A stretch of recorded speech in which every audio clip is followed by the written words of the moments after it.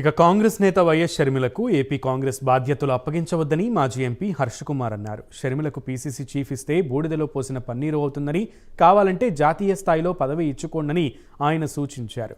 తెలంగాణ బిడ్డ అని చెప్పుకున్న షర్మిల ఏపీలో ఎలా చెల్లుబాటు అవుతుందని ప్రశ్నించారు. జగన్ షర్మిల ఇద్దరూ ఒకటేనన్నారు. రేపు ఏ ప్రభుత్వం వచ్చినా తాము సేఫ్గా ఉండాలనేది జగన్ షర్మిల ఉద్దేశమని ఆయన ఆరోపించారు.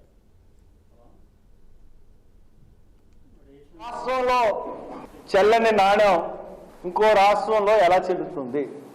ఈ రాష్ట్రంలో నాయకులు లేరా?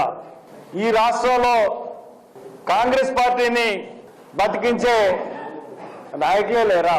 ఇది ఆంధ్రుల ఆత్మగౌరవానికి సంబంధించింది కాదా? నేను రాజన్న బిడ్డని, నేను హైదరాబాద్లో పుట్టాను, హైదరాబాద్లో చదువుకున్నాను, హైదరాబాద్లో గొప్పమ్మలాడాను, హైదరాబాద్ ఆడపడిచిని, హైదరాబాద్లోనే రాజన్న రాజ్యాన్ని స్థాపిస్తాను అని క్లియర్గా చెప్పినటువంటి షర్మిల గారు హైదరాబాద్లో ఎన్నికలు వచ్చేటప్పటికి ఎన్నికల్లో పోటీ చేయలేని పరిస్థితిని ఎదుర్కొన్నారు. కాంగ్రెస్కి బేషరతుగా సపోర్ట్ చేశారు, సంతోషం.